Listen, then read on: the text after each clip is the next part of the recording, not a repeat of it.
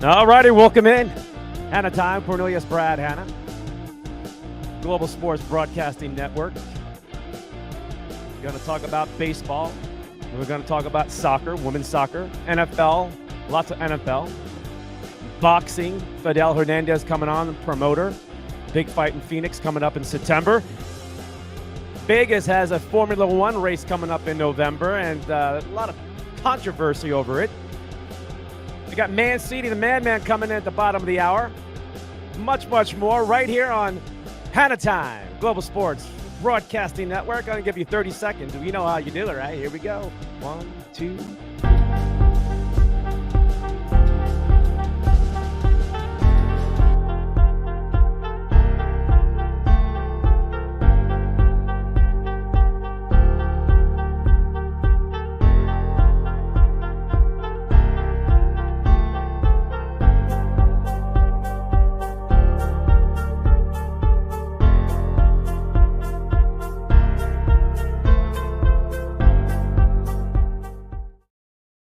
All right, welcome back into Hanna Time. Cornelius, Brad, Hanna right here on Global Sports Broadcasting Network. And we're going to talk about the NFL ticket prices. I got a breakdown for you about some of the most expensive tickets and some of the cheapest tickets, who raised their tickets, things like that. So if you're wondering if you're going to be traveling to NFL stadiums, so forth, I'll give you some of the breakdown on that one. Also, the Browns and Jets playing Hall of Fame game. Everybody's all excited about that because it's kind of like the beginning of the NFL season in the eyes of the fan. And you're probably at a sports bar or somewhere fun and all geared up to watch football, but you're watching third string backups and it's not really that exciting. It's just, you're just there because you need something to do on a Thursday night. All right. We'll give you that much, but I'm not watching a whole lot of it. There's no Aaron Rodgers, right? There's no big names playing in this game, Myles Garrett. But it is the Hall of Fame game, and it is the sort of kickoff towards the NFL season. So a lot of fans are excited about that. We'll talk more about the NFL with, let's say, the injuries. A lot of injuries happening now. The Broncos got smashed this week with some ton of stuff and high hopes for them, but let's see how they get through this. Also, some no-name, or I should say named players, no shows in the NFL, and how that can affect their beginning of the season for those teams with those big name players itself. And women's soccer, the women's soccer team is, they got through their group, but it hasn't been pretty. It's been kind of ugly in the terms of their greatness over the last few decades, right? You think you expect so much more, winning back-to-back World Cups and things like that. But they got a big match against Sweden this Sunday. And we'll talk about those issues they may be facing the rest of the way. Major League Baseball, how about the Bambino, Babe Ruth versus Ohtani? I got a stat for you, a breakdown, because everybody wants to know and thinks and believes Ohtani is the greatest of all time. Okay, and we went over this last week, but I'm going to break down something for you that kind of game for game, everything that breaks it down, pitching and hitting, how close this is. It's no, you get the impression Ohtani is like landsliding this whole thing with the Babe. Now sit down, have a hot dog like the Babe and drink a beer. Okay. All right. Boxing promoter Fidel Hernandez, big fight card here in Phoenix on September 9th at the Glendale Civic Center itself. So he'll come on, talk about the big fighters that are going to be out there. I'll be out there too. I'm looking forward to it. And I love the boxing fight. Always will. Always will. I had a big one this last weekend, so the hype of boxing is still in our mind. So we're going to bring in Fidel, one-time great boxing fighter himself, too. Had a great career. Vegas had a big fight. Now it's going to have a big Formula One race. F1. November 16th, that weekend, or that week, November 16th. That week of November itself. So it's like 3 days of stuff. But man, there's a lot of like chaos going around with the locals, the population that live there in Vegas itself, the Las Vegas Strip, everything else that's going on, and also sponsors and people being forced to pay if you're on the Strip. And you're going to be forced to pay to view the race. If not, they're going to like put up something in front of you so you can't see the car. Like it's really getting too picky, to the point where enough is enough. And we'll talk about that and break it all down for you too. And then we got the madman himself, Mark Mancini. He is in the house at the bottom of the hour itself. And we're going to talk more about what I just brought up and some of the things on his mind as we are now underway with the so-called unofficial, official, whatever NFL season itself. NFL ticket prices, folks. It's a big one. You guys are keep spending more money. You're traveling all over the place itself. And I will tell you this, doesn't get even easy. It doesn't get easier. Okay. And especially when your teams are not winning and they still jack up the prices itself. But when you look at this is a breakdown for it. Let me get to this. I got like 2 or 3 charts to show you right here. Here's one. I'm going to read it to you also. Only 4 teams, the Cardinals, Bengals, Rams, and 49ers have average resale prices dip from a year ago. So the prices of resale tickets have gone down. The average, the Niners tickets is down a whopping $314 from 2022. You would think the Niners would be up. San Francisco led the league in average of resale ticket prices, okay, led the league in average in resale ticket prices, but they are down a whopping $314 from 2022. Okay, so San Fran, you got trips out there. Just pay attention to the tickets itself. If they have a great season, it may even get more expensive and ticket prices go up. We'll see how that plays out. Here's another one for you. The average resale price for a Chiefs ticket in 2023 is $577. Well, they're champs, and they've been great. They've been to plenty of AFC championship games, too, so they're having a great time at KC. The highest in the league, though, and up more than $200 from last season, 2022, on the average. Eagles, Patriots, and Raiders. I can't believe the Raiders are doing this, and I wanted to go to Vegas to watch a Raider game, and I saw what they're doing with their tickets. I'm like, are you kidding me? Have all significant prices increases on the secondary market itself. So I can see the Eagles, Super Bowl, right? Philadelphia, okay, this is your chance to kind of milk the fan a little bit, right? The Patriots, you haven't been playing well. You're just kind of riding your Patriot way, but I don't think the fans deserve it. I think it's time, but they're going to roll and try to milk it as long as they can. And what have the Raiders done, right? Where have the Raiders been? And again, a disastrous season last year itself, and you're destroying the ticket prices for these fans to come watch you. It is expensive to watch a game in Las Vegas for the Raiders itself. So if you're on the road trying to travel and catch one of your teams playing the Raiders itself, be ready, be prepared. Vegas is not cheap anymore. It's expensive. Everything about it is, right? Those days are long gone. Those nice deals, long gone itself. Right here locally in Arizona itself with the Arizona Cardinals, if you're curious, the average ticket price for the Cardinals is $220. That is down from $268 from a year ago, okay? So I know prices did go up in certain areas, but the resale of it all, too, have gone down. And this could be a shadowing of the Cardinals and projection of what their season is probably going to end up being. You may give them 3 wins, right? It's not going to be a pleasant season for Cardinal fans. So they're probably going to sell their tickets, and they're probably going to sell them for face value at best, because depending on who comes in, the Cowboys come in, the Giants come in, but they're they're not going to even sell out these games probably, right? So the Cardinal fans itself, resale wise, they're going to probably keep it right there at face value at best. If not, they may have to drop it a little bit to get rid of them, if they want to get rid of their tickets somehow and try to make some money back as the season goes along. The Cardinals open up their season itself. Wow, man. I mean, you got the Washington, who had 9 wins last year on the road. That's not going to be fun for the Cardinals. Then you got Giants and Cowboys. You got the Bengals coming in. You're going to squeeze in the Rams, which, hey, the Rams are not going to be that good either for what we can tell and see. But the Cardinals are right there. So, you're looking at 1-4. Can they beat the Redskins? Why not, right? Washington on the road? All right, maybe. We don't know what we're going to get in week 1 in the NFL. A lot of weird stuff happens. But I'll tell you this, they don't win that game on the road. The Giants coming in here, much better team, playoff team. Then you got the Cowboys, much better team, playoff team. Right? Then you got those Bengals in a couple of weeks after that. I mean, you could be 1-4. You could be 0-6. And it's not like you have a whole lot going on. Well, we don't know what the Cardinals are bringing. And we don't know what they're going to put out there on the field, but the talent level, everything else is projecting super low numbers at the end of the season where maybe they can get 3 wins. All right. Cardinal fans are projected that already. They're trying to already sell their tickets off because they know this is not their year. If it's a miracle year, incredible. Wow, what a story that will be. But you know what's going to happen. So the Cardinal fans are doing what they're going to do. And they got some big teams coming in. And those fans want to watch them. Okay, they got the Ravens coming in too. So there's some big time games going on here in Phoenix. And those fans are going to do what they're going to do is get their money back and then reload for the following year when Kyler Murray is at full strength on a full season.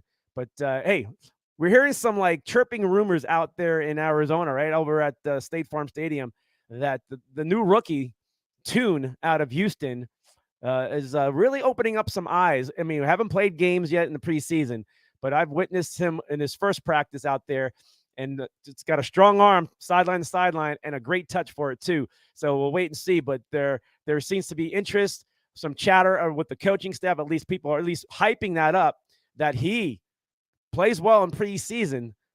Tune himself. Yeah, play that tune is what we're going to say. Play that tune if he impresses enough to start. Because why not? This season may not be what it's going to go. So somehow this guy, you got to see what you have before Kyler gets back, right?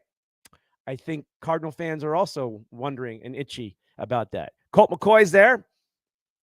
You would think they go with the veteran self, but we'll have to watch the quarterback competition in Arizona.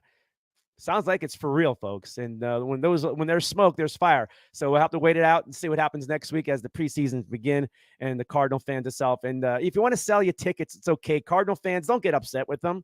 These are loyal Cardinal fans who've been spending thousands of dollars for years. And if they get an opportunity to bail out and try to make some money back and find ways, let them do it. Okay? Don't get upset. Okay? I think you may do the same thing. I think a lot of fans will. A lot of fans will. All right. Coming up in, let's see, about 10 minutes or so, we got the big guy coming in, Fidel Hernandez, talking about his big boxing fight.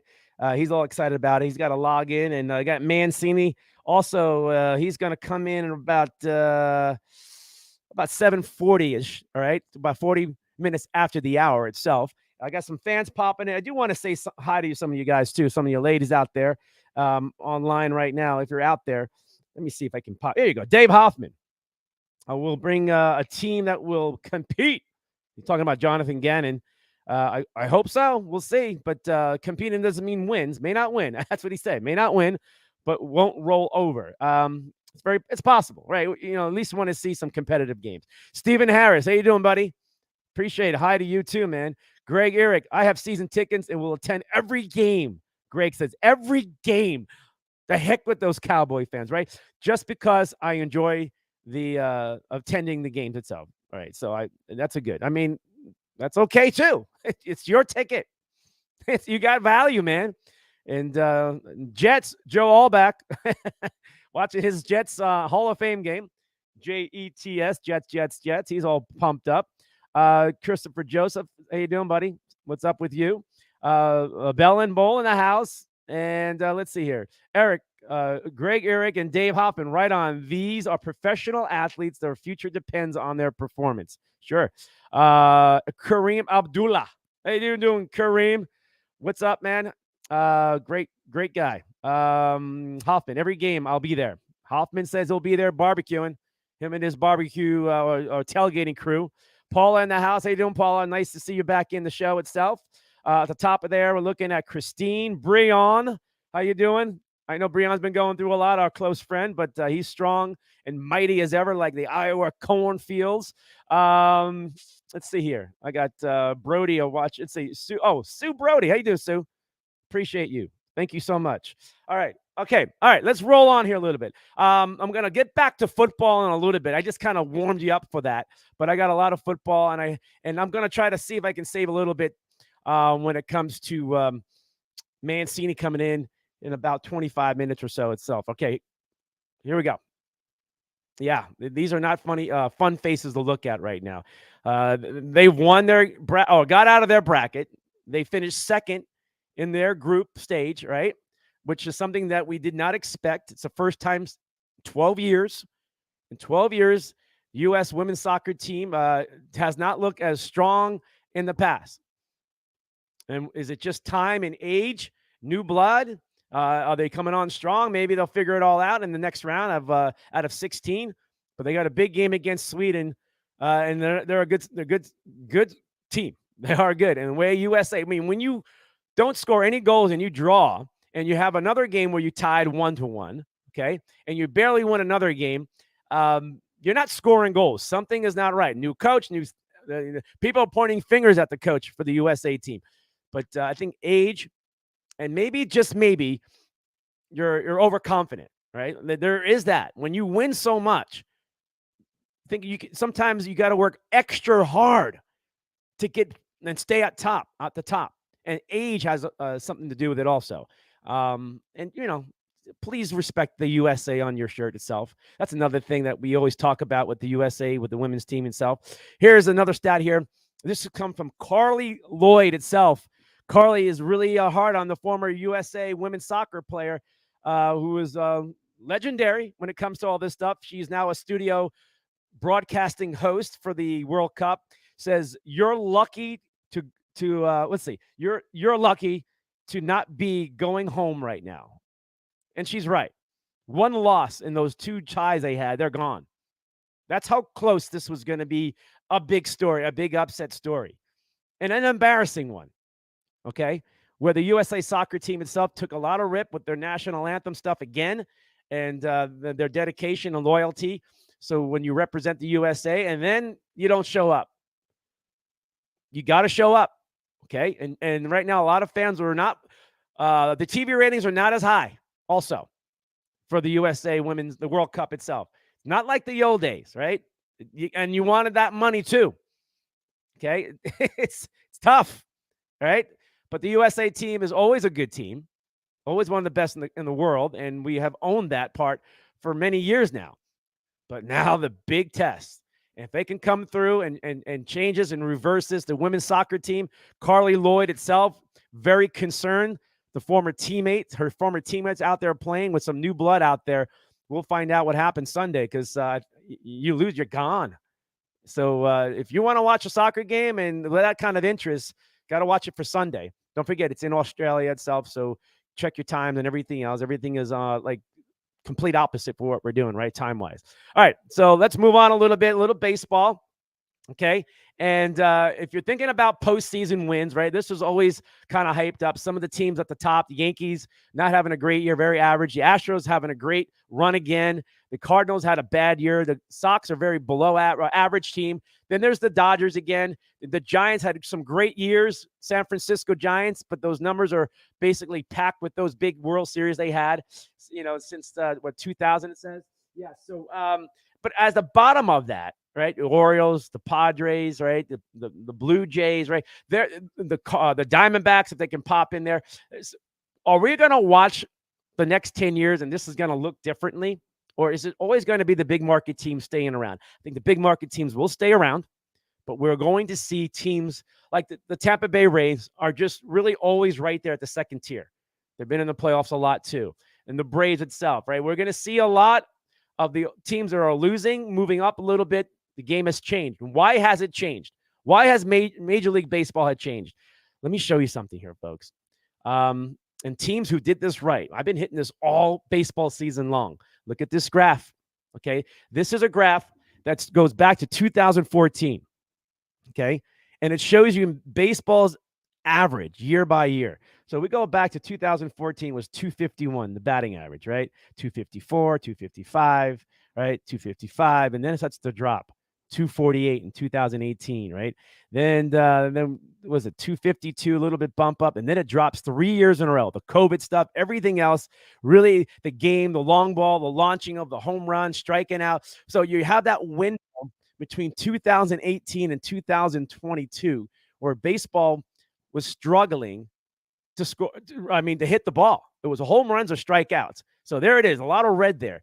But this season, with the new rule changes in baseball, it's up, and it's up significantly from a year ago. A year ago was 243, the average. Now it's up 5 percentage points or 5 points itself at 248. And so if you got a guy on your baseball team right now who's batting around 240 to 250, and it's nothing to be great and proud about, but they're the average in baseball.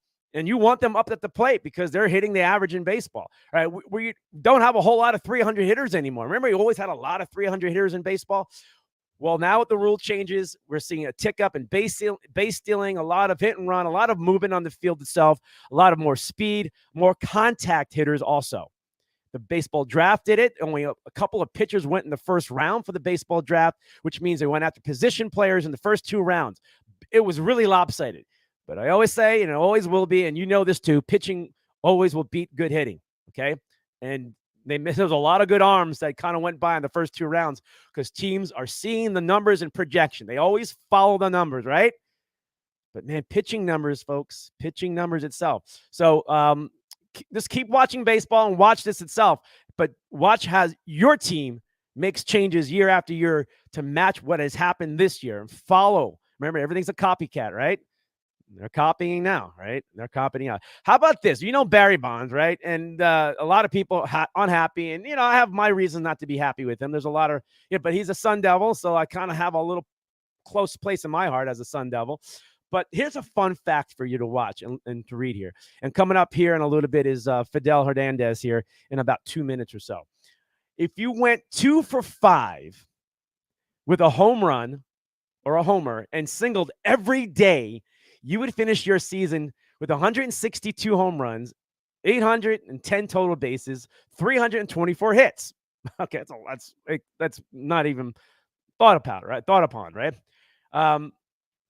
But you still end up a lower OPS than Barry Bonds had in 2004. You can have, that's how incredible and wild and crazy and juiced up everything about it. That's how incredible those numbers are, that you can have that kind of year and you still can't. So that little debate, what the heck was Barry on? Because it's beyond astronomical stuff, right?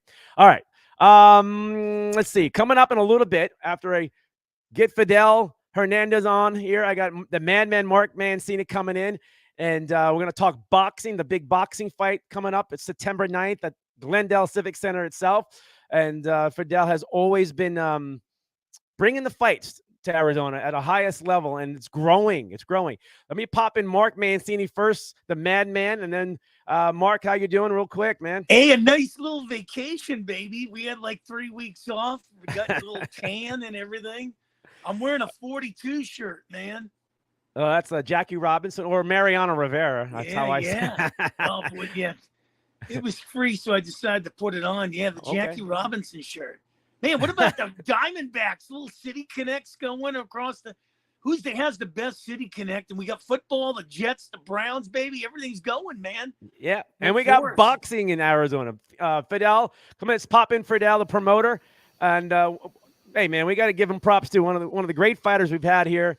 And he's here in Arizona out of the Scottsdale, boxing gym itself, and Scottsdale itself. And Fidel, you got a big fight card, and Mancini and I are big lovers of boxing. Yeah. And you got a nice card for everybody in Phoenix to show up September 9th, Glendale, right? The Civic Center itself. It's a nice little venue, right?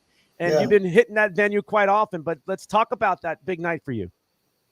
So I have it's my 5th event in Glendale, and I'm looking to bring it to Scottsdale maybe the beginning of next year. But I'm gonna have September 9th. I got a lot of local boxers fighting. I have the main event is a heavyweight from Minnesota. He's Tyson Fury's sparring partner. So he's gonna fight a journeyman from here, a local guy. So that should be a good fight. And all my fights are evenly matched. I want to give the fans a good show. You know what I mean? Yeah, and that's important too. All right, and especially in Phoenix, Fidel.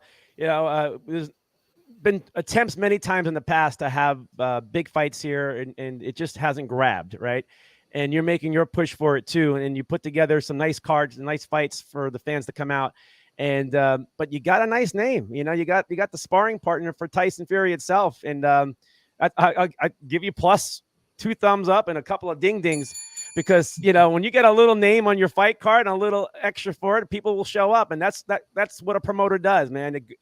Awesome job right there. Because I'm going to be there, and I want to see this. I want to see what Tyson Fury goes against and when he's sparring, for his big fights too. That's what we think about, right?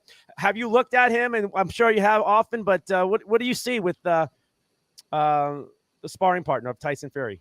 Well, actually, I know him. He comes to Scottsdale. I think he has family in Scottsdale, so he comes down and for the summer. So I met him about maybe 6 years ago, and I trained him for a week.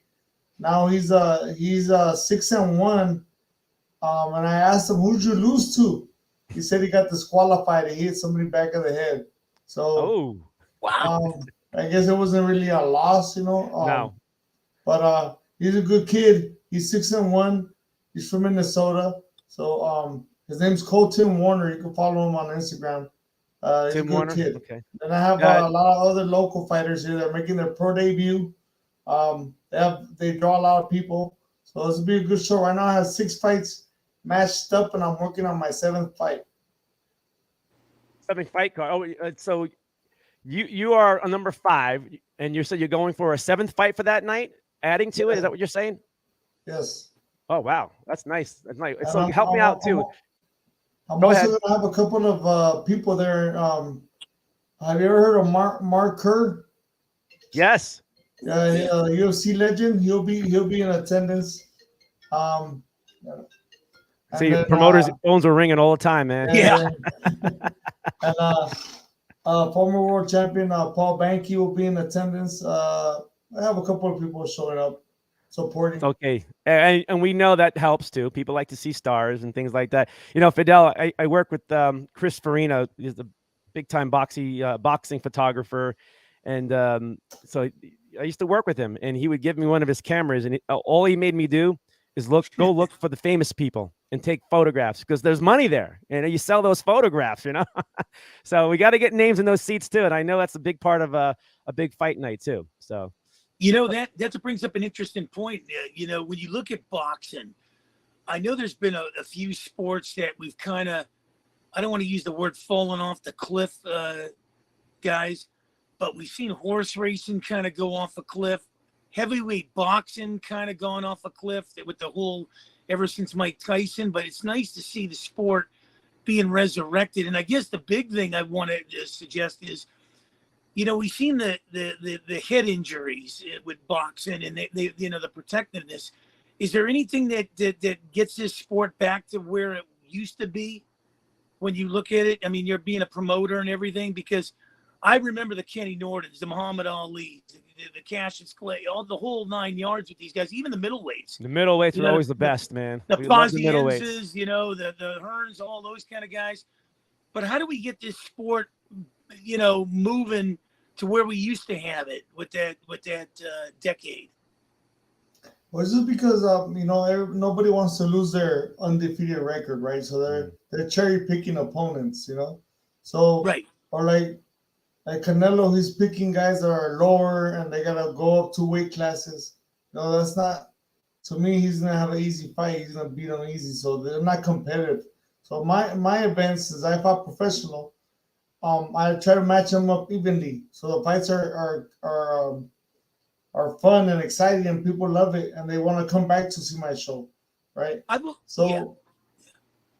a big part of boxing, that nobody wants to lose their undefeated record, right? But I see it this way, just like in the UFC, they lose and they come fight next month, and it's still a big show, a big crowd, right? So the losses don't really matter if you're losing to somebody who's a champion or somebody who's credible. No, if you lose to somebody who doesn't have a big name, then it's gonna hurt you in the pocket. You know what I mean? Mm-hmm. It makes sense too, because I've always go ahead, been Mark. I've always been one of those guys where I've always liked the guys that cut the ring in half. The Roberto Durans, the guys that I've never been a big fan of the dancing. What's your perspective on the guys that cut the ring compared to the guys that dance a lot, throw a punch, and roam around the ring? Well, styles make fights. I understand what you're saying. Now is one of those. I come forward, right? Yeah. But styles make fights. Some guys, they like to box. They like to use the ring. They don't hit as hard, so they have to use their feet. Now the punchers, they knock out everybody, so they go forward and try to knock you out. They try to hit you. So I mean, there's different styles for different fighters, and when you get two fighters that want to box and then one that's a boring fight. So you always want to match somebody who's a slugger with somebody who's a boxer, right? And yeah, I mean different styles, So I like either one. All right, so we're talking to Fidel Hernandez, boxing promoter, and also one-time great boxer himself, who who just loves his sport so much he wants to keep himself in it and being a promoter, right? And we've been around promoters, Mark, Yeah. big names, right? And we can smell something that we don't like smelling with promoters, and we can feel a good vibe from Fidel himself, who sees box as a fighter. That's the nice thing. As it on the inside, see, I thought Oscar De La Hoya would get it right, and he was all talk, right, and mirrors itself. And now we see the real truth of it. He's just as like the other one, the Bob Arams and all that stuff. And I've been around those guys, and they've done great. They brought big fights to us, but you guys made a good point. Okay, and Fidel really wants to make sure that fights are even itself. Fidel, my question is, as a former big time fighter yourself, been through all the ranks, as an amateur and everything else. When you put together a fight card like you do and have, and you will see on September 9th again, uh, are you looking for something that your style away, or how you want it, like what you feel like? What is it that you're, or are you really open minded on something like this? Because your career, I wonder if it gets in the way or not. I'd love to hear your honesty about that. No, I'm open minded. I mean, I like to put on fighters that that fight that show heart. Now these fighters, they're getting paid to fight, so that's why I expect is a fight. I don't want nobody to come lay down for an easy payday. So I'm also looking to put on girl fights. So my first three events, I had a girl fight because girls, to me, they're exciting. They come and fight. They let it all out there. And look at Amanda Serrano and Taylor. They had like one of the biggest women fights in history, right? So it's just hard finding girls because they don't grow on trees in boxing, right? The weight is hard. So I tried to put a girl fight on this card, but it's not gonna happen. So yeah, the guy fights. It's just their experience. They had a lot of amateur fights, so I know they could fight.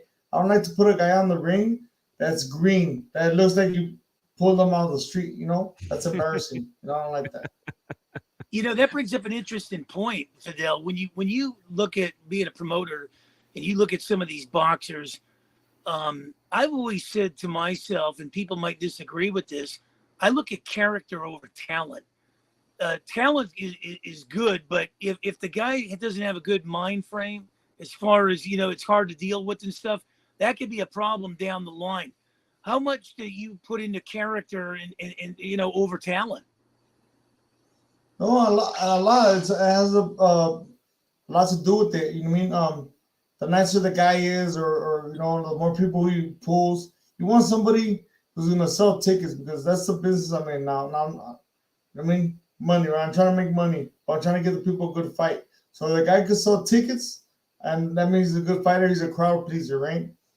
Somebody who doesn't punch and is boring and are holes and grabs, they're not gonna fight on the card. And one thing I would say, Fidel, is being in Glendale and in that venue itself, and venues like that, right? I've been to a lot of those nice venues that's similar what you're going to see on September 9th when Fidel's fight card itself, his fifth one. They're always a good seat. I mean, it's not like you're up in the boondocks, folks. So when you grab a ticket, if it's the last row, you're still pretty good. I mean, so it's always a good seat no matter what. And it's a good night out. I know the Hispanic community loves their boxing. Let's get those guys out there. I'm going to go out there too. So I'm going to try to see the rally more people, not just for yourself, Fidel, because I love you, but at the same time itself, I love boxing. I grew up with it, watched it. I even participated at a young age, and I knew I wasn't for me. And this is the truth, Fidel. I bloodied somebody up, and I just didn't like it. Like I really did. And I just saw everything, and I just thought, it's not for me. Because I had that mentality is I don't want to get hit, right? I don't want to get hit, so I'm going to do the damage, and I damaged somebody pretty bad, and I just turned away.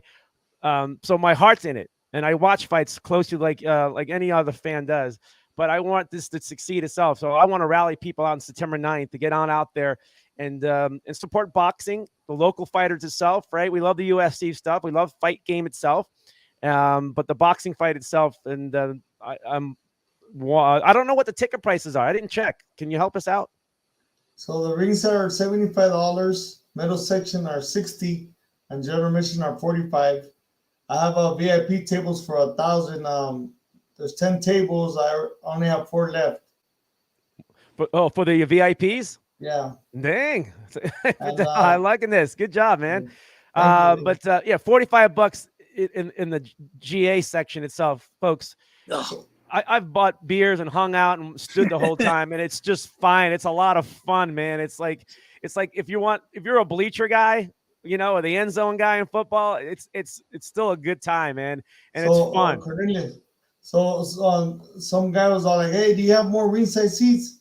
I like every ticket's ringside. Is an 800 seat venue. You know what I mean? Like you said, the last row is like the 6th row. You know what I mean? Every ticket is a ringside seat. Well, and not only that, guys. And I worked as a ring announcer in the wrestling federation, but sometimes the best laid plans are the ones that you guys are putting on, because these guys will brawl, these guys will fight, the fans are getting their money's worth. It's not a big hype train and a 2-round knockout and hey, what happened? Here comes another fight down the line. But these matches in these venues, man, guys, they're hard fought, and the fans are getting their money's worth. Oh yeah, because these guys want to get to the level of a Canelo, of a Mayweather. They want to make that payday, so they're hungry. They fight. These guys. Sometimes when you see these guys, they're making $10 million, but they're not fighting because it's easy money. They made it so. So these guys want to get to that level, so they fight. Fidel, who excites you on your fight card? Is somebody out there that we're gonna watch and see? There's a kid. His name's Adam Lopez. He's from here. He just had his first fight, but he had a crowd on him, and he did great. Did a good job. So he's on the card again. And actually, he's finding his sparring partner. So he's 1-0, and his sparring partner is 5-3. So that's gonna be a good fight. And that sparring partner, once he wins, he's gonna get another day to fight too. So it's gonna be a battle. That's good. Yeah. I'm gonna look forward to see that. Adam Lopez. Okay. Not only that, when you look at it, I know big money changes people, and you got a stable there, Fidel. How do you keep these guys on an even keel where hey, look, you're as good as your last fight. Don't get a big head. Don't 15 minutes of fame and a car chase is fine, well, and dandy, but then they forget about you. So how do you keep that mindset with your fighters? I mean, I've been through it, so I just try to when I talk to them, I give them advice, and I was that fighter too. My head went up over here, and then I got brought down real quick because I didn't train hard for a fight, and I got beat up pretty bad. So I tell them, hey, stay on the right path, keep your head straight. Don't let the ego get to you, because it feels great when you win and you get a little. Oh, let me get a picture with you. You don't feel like you're famous. You feel like you're gonna get there, So you gotta stay on the right path. Not just to give them advice. All right. So besides the fight, I have to admit, I'm just going for the ring girls. You know that, right? No. Hey, so that's one of my best quality on my shows. I make sure the ring girls are good looking. Fantastic. So All right, who's the guys going to open up the ropes to get them through? Because that's a heck of a job. I mean, I watch those guys in the big fights. I'm like, what a gig. Oh, so it's a 14-year-old kid. He asked me. He's been asking me. I said, you got it. You got the job. Oh my gosh, this guy's gonna have stories. But that's good. Yeah, I mean that is a big part of fighting, the ring girls itself, getting in there. And hey, you know what? There is a way of doing it. I know it. You think it's funny and all, but there is a certain way to pose and do and be strong up there for the ring girls. And I've seen some sloppy ones. They just can't walk in the ring. But I trust you, Fidel, that we got the best of the best of Phoenix showing up on as the ring girls on September 9th. September 9th Yeah. itself. Have you told people my promotion name, my company? Yes. Oh yeah, go for it. Yeah. No, have you told people? Oh yeah, yeah, all the time. Yes, yes. Actually, I have. Get it out there. What's Well, that? What's that? There it is. Oh, you're Oh, look wearing at it. that. Hang on. Well, you know what? Fidel, man, I I had you set up too. I had you set up, folks. Here it is. I'm so sorry. I am well, there so we sorry. go. I'm so sorry. G I down, got so throw caught up down. in that, right? But this is G Town itself. It's the throwdown. I love how it rhymes itself. Again, it explains it right there itself. And I'll be pumping this again throughout the social media itself. And there's a lot of people who love the fight game in Phoenix, and they ask me a lot, how come we don't talk boxing enough anymore? It's because we don't. The fight game has turned a little bit. The boxing fight itself, but Oh, and then um, also I'm gonna raffle off 2 pairs of gloves. One's a Mike Tyson autographed glove, and another one's Oscar De La Hoya autographed glove. wow. Wow. Two big legends of the fight game itself. So there it is. Right. That's the poster itself. Great poster. Whoever did that on the a great job of making the poster. That looks fantastic. That's like MGM stuff when you're walking through the casino, man. That's beautiful right there. So good. High level stuff. All right. So the Tyson gloves, that's huge. Okay. I'm sure they're gonna got to put It's some in dollars down to get that, because that's not cheap raffle there. That's it's not a cheap raffle. it's in a Hey, how case. about the Mancini gloves from the beat? The God bless his soul, Duck Koo Kim. Remember that one? Yeah. Yeah. Oh, the boom boom one. Yeah. Boom Okay. Boom Mancini. But the raffle off Oscar, which Oscar De La Hoya. yeah, I took a shot at him earlier, but he was a great fighter because he took on anybody. He fought everybody. He didn't back down, and he did kind of. So I Yeah, do but the have love for problem him. here is why wasn't he as popular as um some of the other fighters in his back? Did he go to Americanized guys or what? I mean, because it didn't seem like he got the love of some of the other fighters across his brethren. Well, he was hot, right, Fidel? He was a hot item at one point, like super hot. Well, But you can talk about it. You're around the game. You've seen it. You've been around this guy. so he was a cash cow. So that's what Mayweather is. Canelo are that's a cash cow. But he was real popular with won the gold medal, and he was coming up as soon as he beat Julio Chavez, which is the best Mexican fighter of all Yeah, time. yeah. People didn't start liking him anymore. It's so And true. yeah, so I grew up with Oscar. We trained at the same gym, and I was at his house in Big Bear when he fought Sugar Shane Mosley. Just training in training camp with him. So I've been up there with some of the best. I also Wow. trained with Terry Norris uh, in Big Ah, Bear. He went to go Atlantic City defend his title, and he got knocked out in the 11th round by this guy named Keith Mullings. And I wish I would have fought him because I would have been world champion because I heard him in sparring. Oh, no kidding. well, when you look at and I'm going to put this on the bar because watching boxing for a lot of years, it seems like when you look at it, the blacks, the Mexicans, the Italians have dominated the sport. Have we branched into other countries where we can Yeah. get more guys involved in it? Whether it's China that has a lot of money and develop some of those guys or some of these other things, because the bar has been set with those three backgrounds, more or less. Fidel, am I right or wrong? Fidel, you got a guy in your gym, a champion who works out and trains in there, right? Or trains other fighters. Yeah, you're right, but you're also missing one of the other countries, Puerto Rico.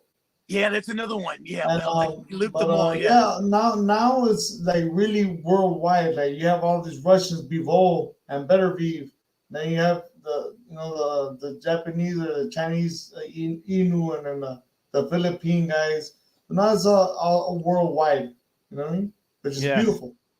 Yes. And it's hard for the American fighter fan to watch because we're so used to rooting for your own fighter, and it's become very international. So everybody, even if you're an American-born Mexican guy, you're still taking the Mexican fighter over the American guy. It's like you stay loyal. Like people are loyal to their nationality. So like if you've ever been to those big fights, man, it's pretty international. It gets loud in there, and it's fun. Any big entrance? Any special introduction for the first fight or the big fight itself, the heavyweight? Where is there a special tone that you're going to bring in music wise and things like that you're looking for to keep the fans engaged? Well, I have a good DJ. My DJ. His name's DJ Ramy. He also does the fights at the celebrity for the promoter that I used to fight for Iron Boy Promotions. So he's very very popular. He's good, but every fighter picks their own song. But in between fights, the DJ does his own thing, and it's a great atmosphere. You know Mm. what? Yeah, What I am looking go ahead. to put on Yeah. is the cold sparks. Ah, When the No. fighter walks out, there's sparks. Oh, Right? the sparks. Oh, yeah, yeah, right. yeah. That's what I'm working on right now. But I gotta get the fire marshal to approve it and all that stuff. So Oh, yeah. you know, because That's it's the hype. It's nice, the hype, and it gets everybody pumped up. The one thing that I do know is like when the fight starts, everybody just calms down, and the energy is just focusing right there. So it's the introduction. It's entertainment, man. You want to give a show, right? That's also I don't know who's doing your national anthem or any of the anthems or whoever's singing it, but those are all part of your ticket, folks. You're putting on a show. A boxing fights, yes, but there's also a show around it too, and Yeah. the experience itself. trust I me, do, it's gonna be good. yeah, Oh yeah, yeah. yeah. Hey, let me ask you guys something. I was not a big Sugar Ray Leonard guy. I was more of a Roberto Duran. But that realm of guys, man, with Thomas Hitman Hearns and all those guys in that day and age, was there a favorite for you, Fidel? Or I know everybody wanted the Sugar Ray Leonard, but give me Roberto Duran any day of the week. So out of all those guys that you just named, Yeah, I was my you favorite. could throw some more. You could throw some more in there. There was more of them to that realm too. Oh, my favorite out of all those, his name was Hagler. Oh, Marvin heck, Hagler. yeah, the kid from He had Boston. the hardest chin, and he kept coming forward, and he could fight both southpaw and orthodox. I mean, he was great. But my two favorite fighters growing up was Julio Cesar Chavez, of course, right, and Big George Foreman. When I started boxing, George Foreman had made his Wow. comeback when he knocked out Jerry Cooney. He destroyed Jerry Cooney, and I became a fan of Big George Foreman. Yes, Yeah, that really helped Kenny boxing Norton too. was my guy, but the Chavez was great. That last fight with I guess it was it Whitaker? The last fight Chavez fought where it went the distance and they gave it to Chavez. Who was that last Oh, fight? he got beat by Whitaker and they gave him a draw. Yeah, that's right. That was Okay. it. Yeah, I remember that one. That Yeah, was a hell of a fight. I took Chavez. I saw him fight a few times, and See, I love. that's Go ahead, Fidel. that's what I don't like. You know what I mean? So like, if I have a fighter that's signed to me, which I do, I have a couple of them fighting, right? Only a couple. If they lose to somebody like the one kid's 2-0, right? He's not fighting a guy who's 2-3. The 2-0 kid should win. If he loses, it doesn't matter if he's my fighter, then he deserves to lose because the other kid put in work and trained hard. I mean, that's what I want. I want it to be fair. And that's entertainment too, and the fans will come back as a promoter. The fans will come back when they know that the fight card that they get to go see through you for Fidel is guaranteed entertainment, and people want bang for their buck too. So it's a win. You got to make it a win-win, right? People got to walk out of there feeling good about things, and that's something that it's hard as a promoter to get the right matches, but you kind of nailed it too. Yeah. Because if they're booing the decision, that's not good. Yeah, that's the thing. Hey, the training process, is it like the old days? I mean, running up the stairs, cracking some eggs, stirring them into glass, sucking it down that way? Or I know, there's different ways of the method these days as far as training, but I can remember the old days with some of these boxers. I mean, times are changing. I'm old school. I'm OG, right? So like, I got this from George Foreman, the axe. I used to use the axe. Now they use the sledgehammer because they don't want to chop off your feet. But like, I run the mountain, all this. Now they're wearing the mask. I'm not a fan of running on the treadmill. I like to run, on the park or on the mountain. So the times are changing and everything's so advanced nowadays. Well, not only that, and I'll throw one more, and then I'll give it over to Cornelius. But when I didn't see him box, but my dad can always remember watching him box probably one of the best ever. The computer fights had him over Muhammad Ali. Rocky Marciano used to beat you. I mean, just bang your arms where you couldn't lift them and just wear you out. I mean, I'm surprised we haven't really seen that style anymore where they just wear your arms out where you can't even lift them. I mean, if you look back at some of Marciano's fights, he just wore you down, guys. Well, I have something to say about that. It's because Marciano and like Sonny Liston, they all banged Sonny like Liston was that, another but one. because they were flat footed, so they were bang. Now people move around, so they can't really bang at you. You know what I mean? They used to be flat footed. That's why Muhammad Ali is the greatest, right? Because he was the first heavyweight to be light on his feet and move around. Everybody else was flat footed, just solid standing there. Yeah, I'm a Joe Frazier fan, and I know Ali. I mean, Philly baby.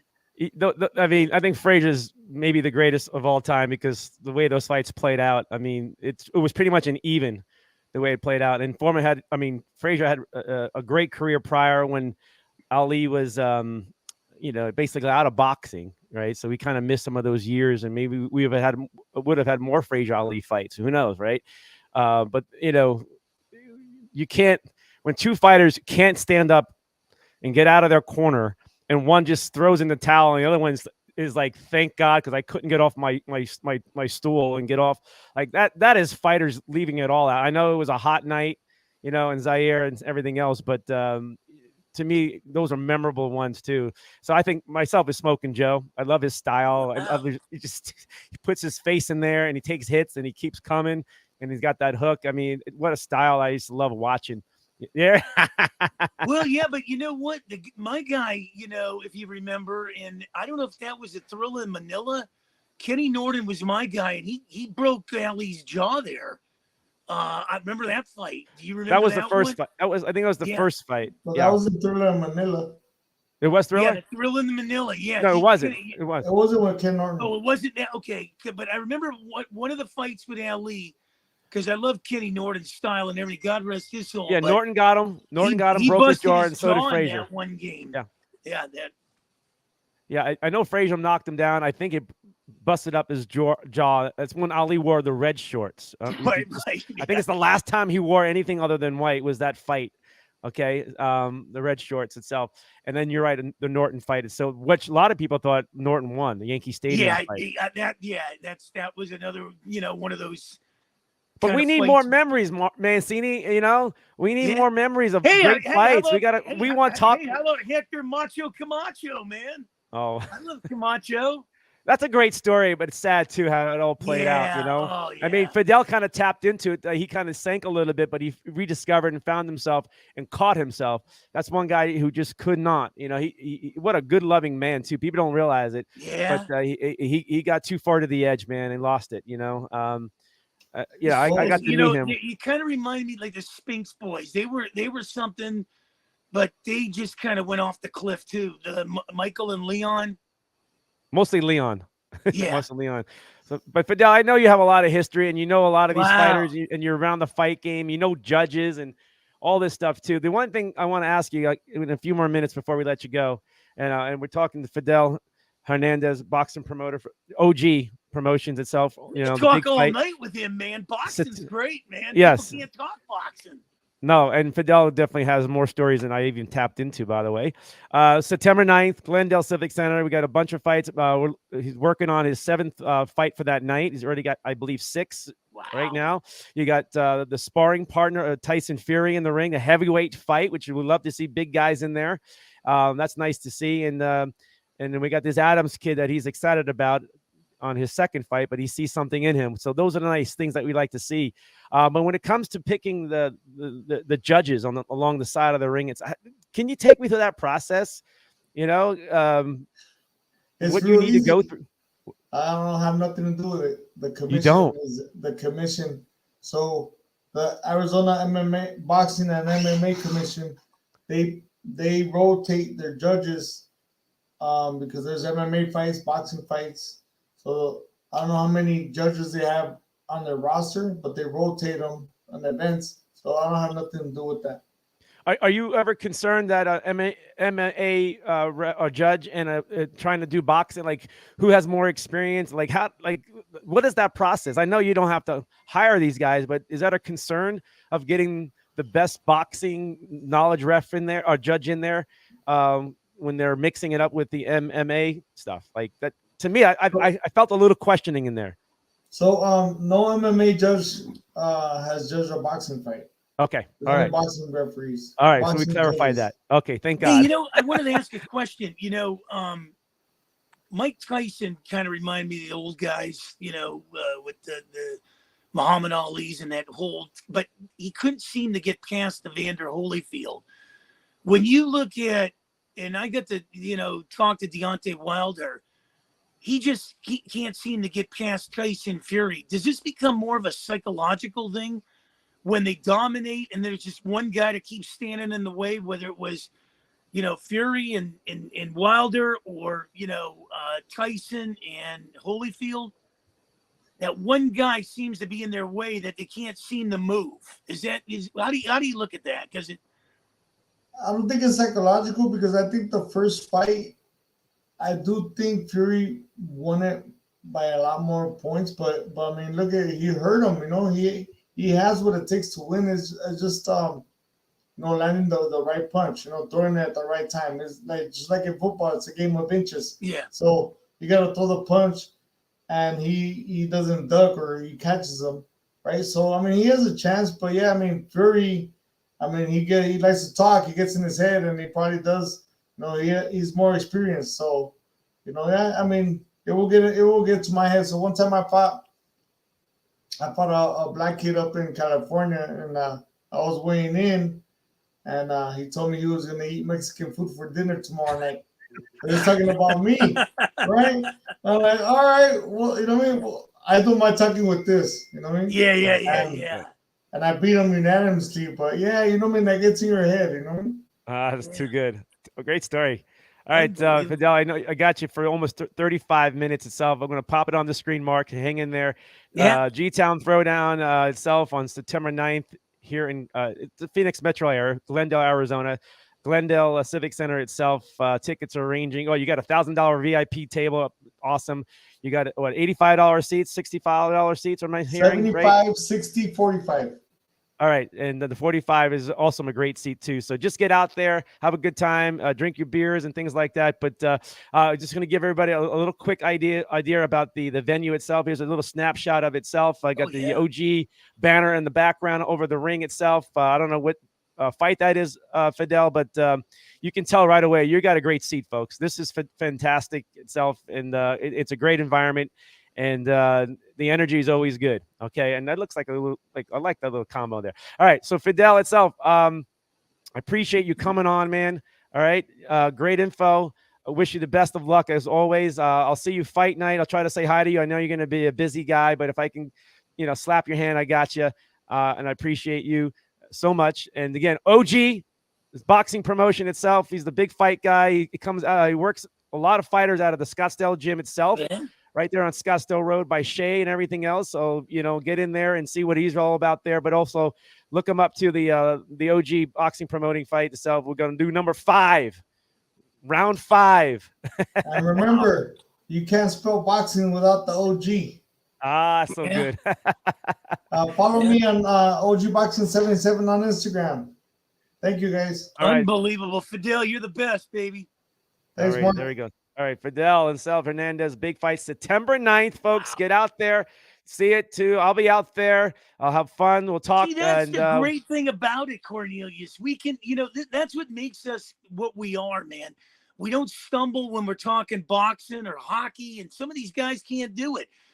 Somebody asked me about competition the other day. I said, I never worry about competition. I figure we're going to win it anyway.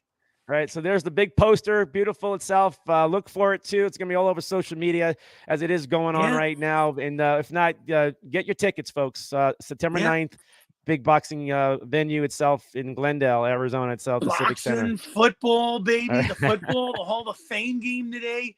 Arizona opens up in Washington. Whoa.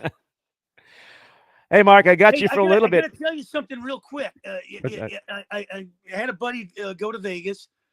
put 4 bets down for me to win the Super Bowl.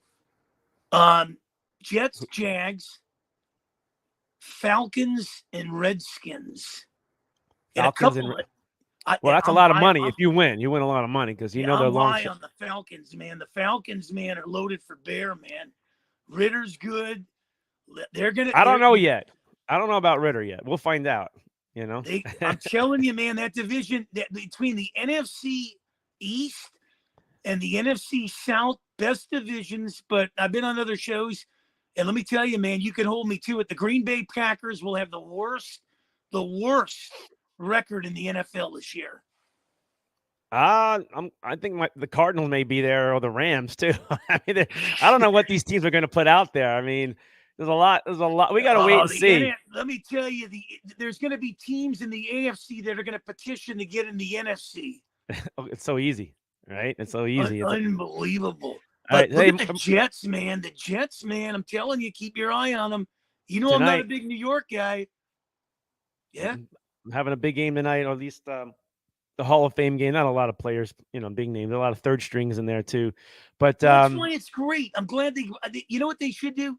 Get a 20-game season. Make all your cuts in camp. The hell with the preseason. Can the players last though, man? I mean, they're beat up, and and they got to get paid more money. I don't know if the owners, they make more money, but can they? We're talking like, we're already at 17, so you may, maybe 3 more. You're right. Who knows how this plays out? But the players, the union itself, that's we're talking about some guys' health and lives and careers being cut short because of it. Think about it. You're playing 17 games when it was a 14-game season or a 12-game season. Careers were lasting longer in the NFL. 6 preseason games in the 70s. Remember that? Yeah. So in 2 seasons, you play, if you can stay healthy, you played 34 games, right? In 2 seasons. That's a lot of football, right? And your body gets banged up like that. So within 5 years, you could be done, right? So, they're going to be asking for a lot of money, these guys, too. All right, let's stay on the NFL part of it. I want to show you a photograph about prayer. This is a prayer after a football game last year. Remember, there was like 3 or 4 guys, maybe a dozen, and not too long ago. Right. Anticipate this crowd getting just as big as this. Like, this is something the NFL is going to have to, and I want to know, where is Tim Tebow? Because he took a lot of ribbing for this, but nobody talks about it, right? This is going to be just as big after every game. Okay, players are going to get closer itself. They're concerned about a lot of issues around the NFL. They're concerned about their heart issues, right? Another player went down in Denver, is going to be taking a pause because he's got a heart issue going on and he's a little concerned. Don't need another Hamlin going on out there. And a lot of players are concerned. Okay, I'm not going to get heavy into that topic itself, but players are uniting, and prayer is bigger than ever in the NFL itself. Mark, this is one guy that may need a prayer one more time to keep his career going. But in Tampa Bay, if this guy plays okay, because Tom Brady did not have a good year last year. If Baker Mayfield performs at a level that a little bit better than Tom Brady, the Buccaneers are still going to be sticking around in that division because the other talent level is there around them. What do you think? I always like Baker Mayfield. I really have. I think he got a raw deal in Cleveland. When he was trying to find himself, I believe, in Carolina. And, he resurrected the Rams when he came over there.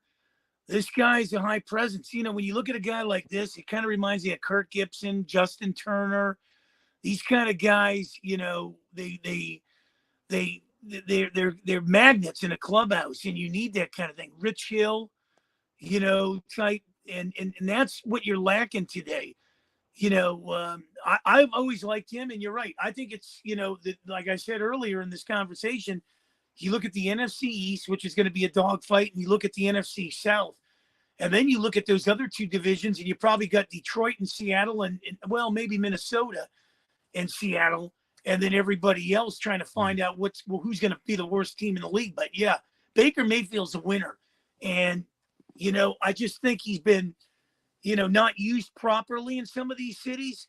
It's kind of like the big 7'6" guy that weighs 160 pounds that the Spurs picked up in the number 1 pick. If this guy went to Minnesota or Memphis or something, he's got to be out of the league in 2 years.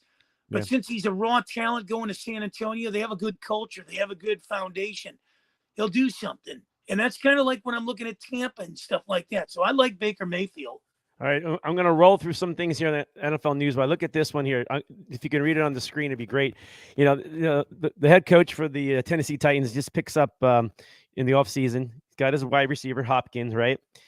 Before Hopkins made or got on the team for the trade with the Cardinals itself, okay, Mike Vrabel had more touchdowns than the receivers on the roster before Hopkins was traded. That's how low. I mean, and Hopkins is going to get a lot of targets. Going to get a lot of double team coverage too until the other receivers in Tennessee can figure it out. But that's how bad it was and how desperate they were to get a wide receiver.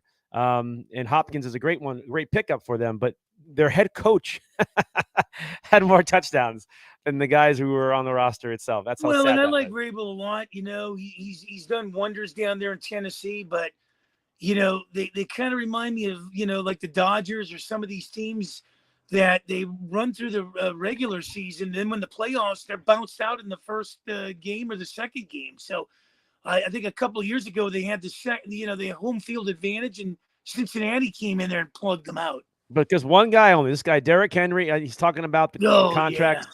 Contracts for running back, but this guy, you earned the money, dude, because you've been the whole team for the Tennessee Titans offense, and everything was built around you. And teams, when they stopped you, Derek, that's why you guys couldn't get out of the first round, or there's you a had collusion. I'm telling you right now, there's a collusion like they had in baseball when they were doing that with the players when they were on strike that one year. They're doing it with these NFL running backs, and let me tell you, you can't win a Super Bowl.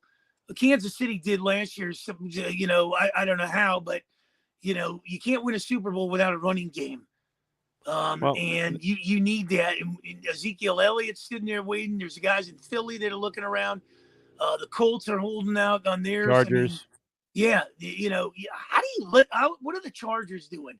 Eckler was a force for him. How can you do that?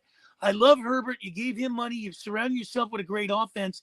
Then you got a running back like you think you don't need them. You 3rd and 1. What are you going to do? Sit back and pass? See, some of these coaches feel like they can put any running back in there, and be able to imagine thinking that with the Franco Harrises, the Kevin Falk, the Walter Paytons, the Jim Browns. Yeah, right. Kevin Falk went to the New England Patriots, and nobody even knows, not Marshall Falk, Kevin Falk, and had a couple of carries, made a couple of splash plays, and it was figured out that's how you're going to be able to use your running backs. And from that point on, everybody was copying that. So diminishing the role of a running back at that point. Okay. So you can blame it on, I think I had John Turner on last week who talked about Kevin Falk, and I'm just repeating that. And it made sense. When the Patriots started utilizing the running backs the way they did, right, was not a full grind and pounding style, right? Those running backs were just catching little passes here and there. They run a little bit when catching you off guard. Right. And it was effective. They won Super Bowls with it, and everybody was copying that. And then running backs started to diminish from that point on. So you can look at the Belichicks of the world and things like that, and how they won. When you have contracts like this, when a field goal kicker, the one in Baltimore is one of the best ones, okay, ever in football. Yeah. But he's making more money than a guy who like Saquon Barkley itself or other running backs itself. When kickers are making more money than running backs, you got a problem. Running backs in the NFL have more than just touching the football, meaning running the ball. They catch passes also. They're also blocking and protecting the quarterback.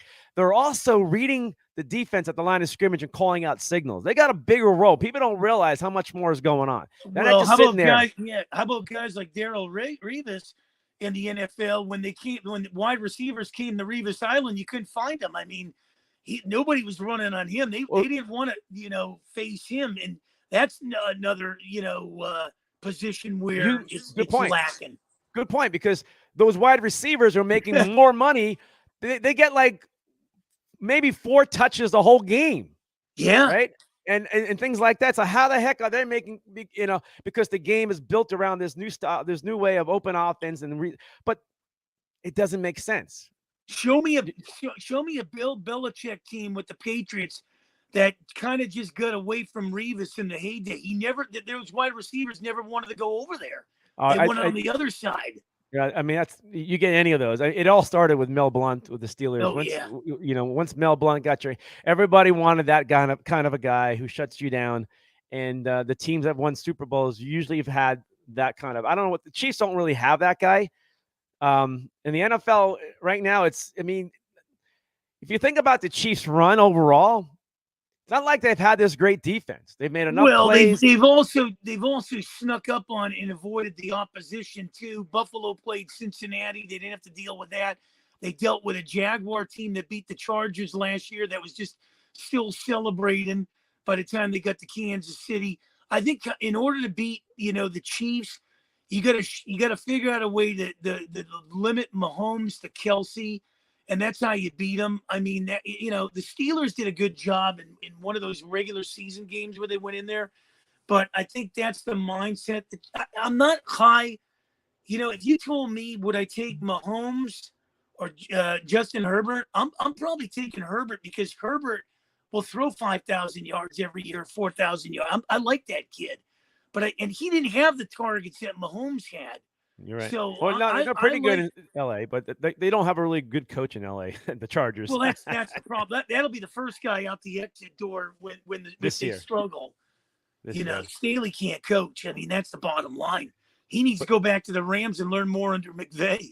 But this quarterback in New York, the new one, Aaron Rodgers, the Jets won 7 games last year. For a while there, they were in a playoff hunt, and it just kind of fizzled out because of quarterback position. But, Aaron Rodgers, this is his new house in New Jersey. It's pretty looking. It looks great. Looks like it's something you see in the Hollywood Hills. But this is New Jersey itself, and he's really happy there. I think the Jets are going to get a big, big boost for the next 2 years. I think the Jets are going to be for real. And anybody who who doubts the Jets and Aaron Rodgers, what you saw in Green Bay, you're mistaken. The Jets are loaded at running back. They're loaded at wide receiver. They beefed up the offensive line, and we're going to see if it's even better than it was, because that's their only weak point is the offensive line. But indications show that they've made their improvements there. Defensively, they were pretty good last year, and they have their shutdown cornerback in Sauce Gardner, their cornerback, who was Rookie of the Year honors last year too. The Jets are right there. All they need is a quarterback to lead them the way. And he's happy. That,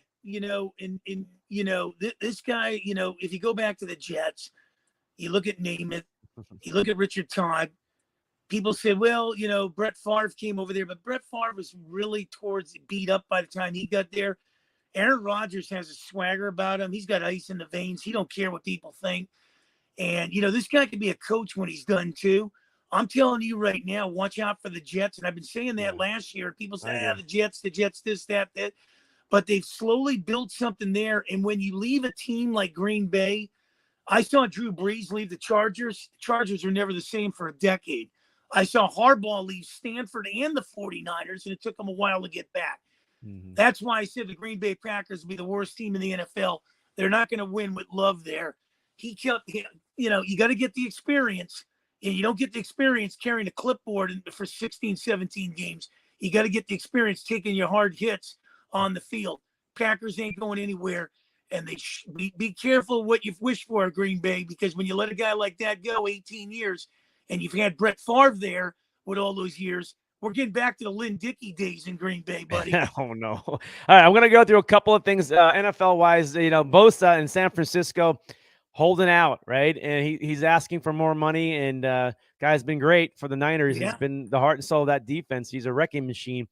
If he doesn't show up or is late out of the gates and showing up in week 2 or something like that, or how does it affect, they got to play the Steelers in week 1, and that's not going to be an easy out of the gate game for them in Pittsburgh. But Bosa itself, the update on him is pay me or I'm not playing. And he's holding fort right now itself. And he deserved it. I mean, he's one of the best in the league. Also in Miami, big hit there, injury to Jalen Ramsey last week. He's going to be gone for, a couple of months itself, and maybe even longer. You got to see how he rehabs everything, gets back. And that's a big hit for them. You know what happened to Joe Burrow? The calf muscle, it doesn't seem like it's going to be long lasting, but that could be a nagging one itself. He was wearing a brace on his calf that he injured in practice, and he still re-injured it. So we got to keep an eye on that. If that doesn't heal right, he could be a sitting duck in the pocket without, the mobility that he has. He's a great mobile quarterback. Does that slow him down a little bit? And how do the Bengals get out of the gates if Joe Burrow is not starting the first few weeks of the NFL season? And then go ahead, Mark. Well, you look at the 49ers, and I don't know if they've got cheap of late by letting Garoppolo go. And, now they don't want to pay Bosa. I mean, come on, man. You paid everybody else there, Kittle. And, are they trying to do it with smoke and mirrors? And Purdy's not going to probably be ready to start. Who knows? And, the guy they drafted, they probably wish they didn't draft. And if they didn't draft him, you should have got the guy that left Florida, in there. But when you look at the Dolphins, man, that's a big loss because they open up week 1 against the Chargers, and the Chargers are going to be sky high. And when you look at Burrow and everything, I mean, the AFC, you can't come out of the gate and lose 1, 2, 3 games. There's going to be teams sitting home that are going to win 11 games in the AFC. I will say this: looking at the rosters in the AFC, if one of your players go down, who's coming in? I took interest on what happened in Pittsburgh in the offseason. I am believing they have a great shot of winning it because of their depth chart is tremendous. Remember when TJ Watt got hurt, right? When TJ Watt was on the field, they were 8-2. Okay. Yeah. Okay. I mean, they were a winning team, and they almost got into the playoffs when he made it back. Okay. They were that good. The Steelers made sure they have Marcus Golden. Okay. Yep. They made sure they brought in guys. They have depth. Okay. They have Alonzo Highsmith in there. Yep. Or no, Highsmith, I should say. Highsmith. He's in there as the other bookend with TJ Watt, but Marcus Golden's there. They got the guy that they stole from the Dolphins, Micah Fitzpatrick. One of the best at that position. Yeah, but we're talking like from last year to this year. Yeah. But here's another thing. Their quarterback situation are guys who have started in the NFL, and in maybe the deepest depth they have, and Pickett's their guy. And Pickett could be bigger than the bigger story of quarterbacks this year, but he has, there's a stat out there. The best receiver who can get open is Deontay Johnson of the Steelers. The best player that you can rely on that makes the catch as a wide receiver is George Pickens from the Pittsburgh Steelers. You got a Najee Harris. You got Kenny Pickett, who shined in the last part of the season. He was playing well. If that continues, you got a ton of tight ends. They got that Georgia tight end. Yep. They got so much depth. Their offensive line, what I'm getting to is they're not really going to miss a whole much when a guy goes down. Yes, you missed TJ Watt for sure, but you got backups coming in. They did not have that a year ago. A lot of teams do not have the depth like they do. They have, and we're not just talking what I just said. Even on defense, even in the secondary itself, they are ready to go. They got Patrick Peterson. They got what's his name? The son. I know. My mind's blank right here. Right, the rookie out of Penn State, their cornerbacks himself. What I'm getting to is they are loaded up inside linebacker. They just picked up Kwan Alexander, former All-Pro guy from the New York Jets, inside linebacker. They are deep. So when they withstand and get through a long season injury-wise, you know why? Because I got guys that have been starters and are now backups, and they want to be in Pittsburgh. That says a lot for Tomlin, too, by the way. Yeah, and not only that, I think the second best running back behind Derrick Henry, you might agree with it, but, man, when he's healthy and running, Nick Chubb, Cleveland Browns. There's no doubt. Yeah, the Nick Chubb itself. But where's the depth after he gets hurt or something? Yeah, they have no depth. Where's the problem? They have no depth, and that's it. And let's face it. I mean, you're asking a quarterback that was out of the league for how long, and then he came back and played 6 games. Come on, the Browns are in it. Sure, good coach. But if you look at his 1-loss record from 2 years ago when they were 11-5, last year I think they were 7-10. Yes. I mean, the Browns have kind of gone backwards there. I will tell you one team to watch out for because they brought in some high price, talent in their targets for Lamar Jackson. As much as I hate it, keep your eye on the Baltimore Ravens. Yeah, the Ravens, we'll see how their rookies come in. And they did okay in the wide receiver spot itself, but we're still looking at Lamar Jackson. And is he still going to be a running quarterback? And can he last a full season? That's the big question mark. How long can his body hold up? Right. Over in Denver, they got hit hard. I mean, my goodness. Yeah. I mean, Sean Payton got in there all excited, took a rip at Hackett, the former coach there, and all that hoopla. And right after that happens, guys go down. They're already dealing with some other nagging injuries, but boom, here's one right here, right away. Broncos a receiver for a heart condition, right? It's forcing out Hamler because he's got to be worrying about his heart, okay? And so now he lost another receiver, and within 2 days, Tim Patrick is gone. Well, okay? Yeah.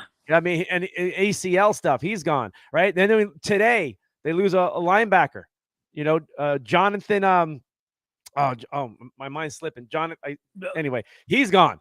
Okay, Jonathan. No, that was Javonte Williams. I'm sorry, that was Javonte Williams. The key to Denver is Russell Wilson, and everybody thinks, what's the over under on 25? Can he get it? I think he can. I think his second year there with Sean Payton. The problem there is the division is so damn tough. I mean, you got the Chargers, you got the Raiders, and the Raiders could be the interesting thing here. I've had the Raiders to win that division the last 3 seasons, and it's just imploded. They just can't get out of the gate. Get out of their way. You look at the way they started last year. They lost I think the second game of the year, they lost to Arizona. They lost to the Chargers in the beginning. They were snake bitten, and by the time they figured it out, the whole wheel fell off the wagon. Mark, I'm going to close it out here. Here's something going on in Vegas. Okay, they got the Formula One race in Vegas in mid-November. Okay, and they are threatening Las Vegas clubs and things that are along the racetrack. The Las Vegas Boulevard, everywhere that race is, the cars are going to be driving, right? Unless they pay millions in fees. They're gonna block their vision for it. It sounds like last time I checked on something like this, it was called extortion, wasn't it? Wow. Like you're a resident there, you own your property, right? And then somebody comes in and puts a wall up in front of you. Like I would be suing. Like, you know what? Yeah, wait, I bought this property for that view. I want the view of the strip. I want the view. And your race doesn't matter to me. It's part of what I paid, my high dollar, big time real estate. And you're doing what to me? Yeah. That's not cool. It's like living in a nice area and somebody drives by and puts an Andy Gump and says, well, we're not going to move it to you. You pay us millions. Unbelievable. I know. All right, here's another thing. Las Vegas Strip. All right, check this out. $75 million repaving the streets of Vegas of 1.5 miles. Okay. It's going to cost $75 million to do everything involved. The employees, the guys doing it, not just the tar. Wait a minute. Does that count the 4-hour lunch breaks and the 2-hour breaks? Unbelievable. Just greed, man. It starts with a big G and ends with a D. Wow. If you've been to a Formula One race, folks, it's all it is you get, that's it. NASCAR, you can see the whole track. So whatever you're going to do, if you get a VIP ticket or you get comped, good for you.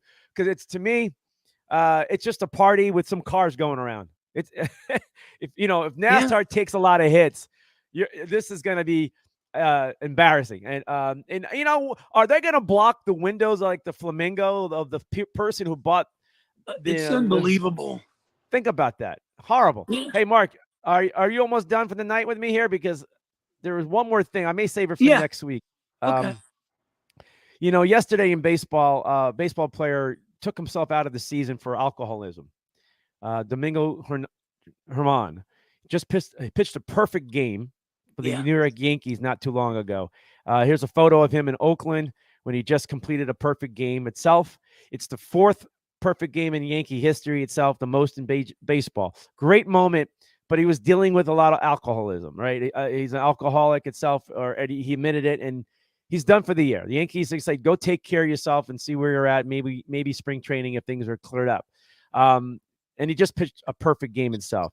And a story like that should remind people about. Doesn't matter if you're rich or poor, man. Yeah.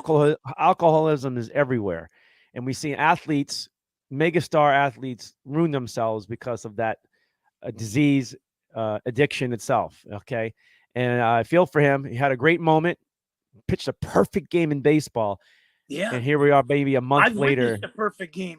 Dennis Martinez threw it against the Dodgers, 2-0 in '93. I remember that. That's amazing. It's a great moment. It's a great baseball moment. Oh my God! And I couldn't get anybody to go to that game.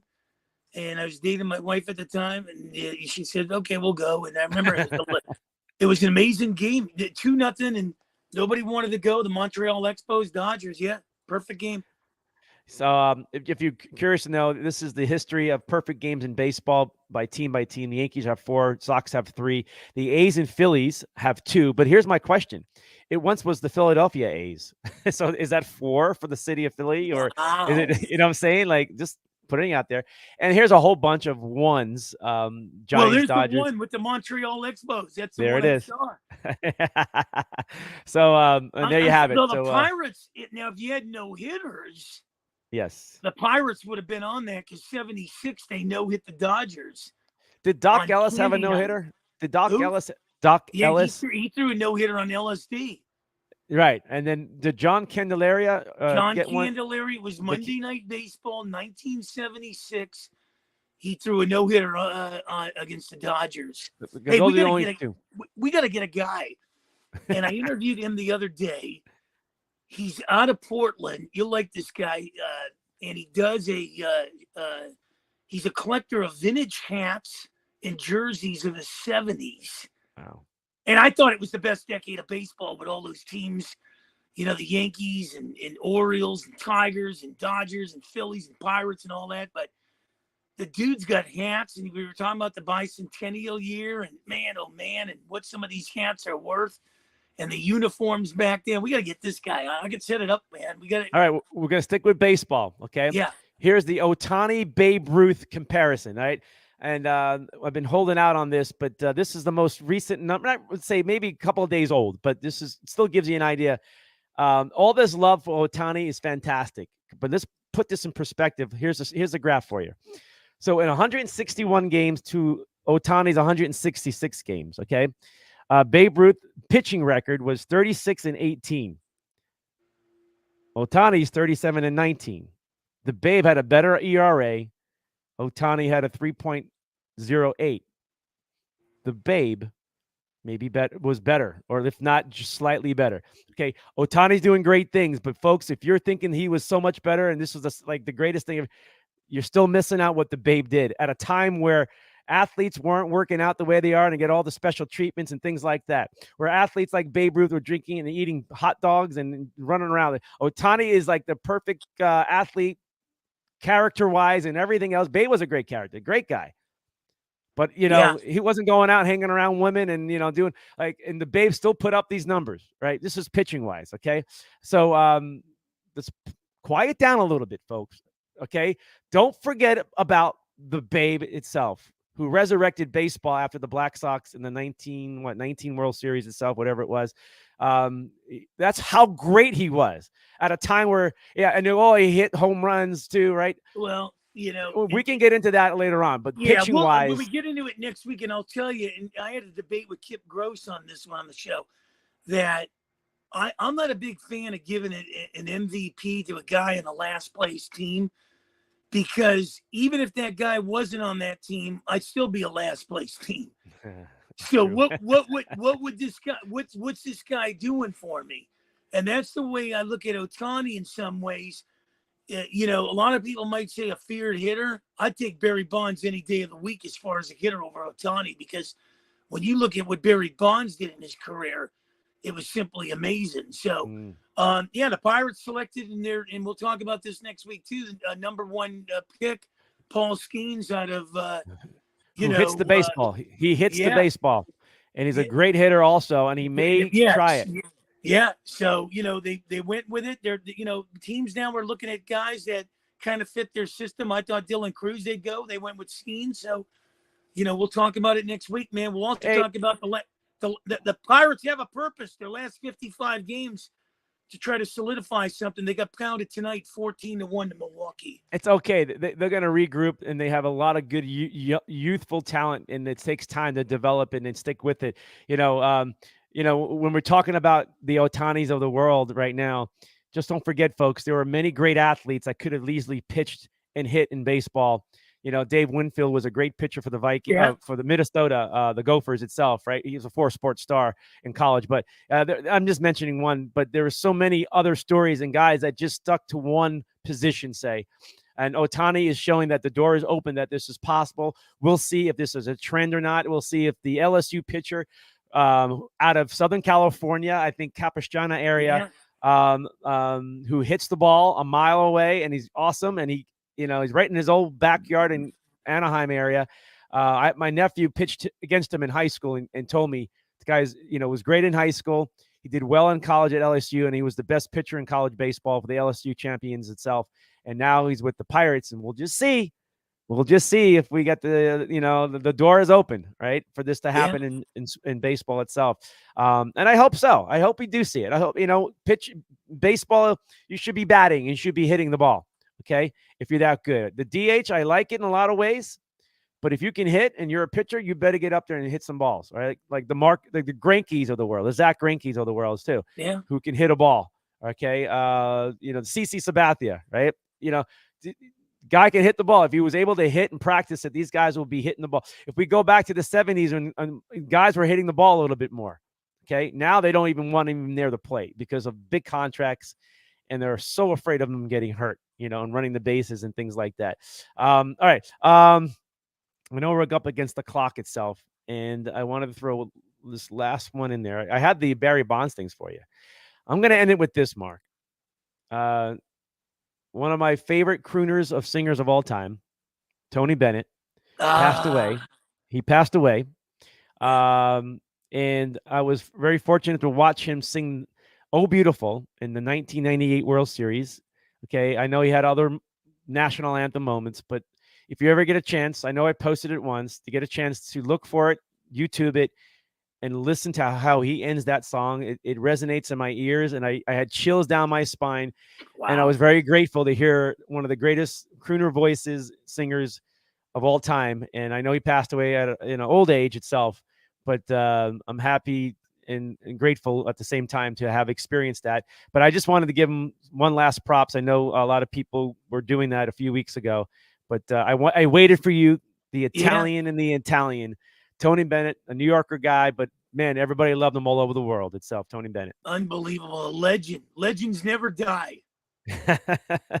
And Mark, you will never die. The madman will always man, be. Man, oh man. I know. The football season, we're definitely getting together. Third week in the season. I'll be in Vegas, man. The Steelers open up against the Raiders. Oh, you're going to go to that game? No. Wait, the preseason. No, that's the regular season. The Steelers will open up the Raiders home opener. The Raiders home opener. The Raiders home, because the week one is, I think they're nine. I think they're in Denver or something.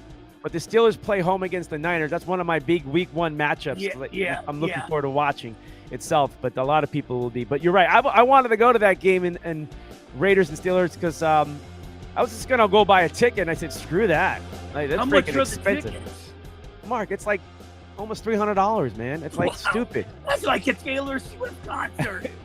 And I wouldn't even go see her. No. I can't wait till next week, baby. All right, man. Anytime. I love you. I love you too. Mark Mancini, the madman, joining the show again, like always, the man himself, Hanna Mancini. All right, Mark, you're out. All right, as we're wrapping up the show here, we're going to look at him there.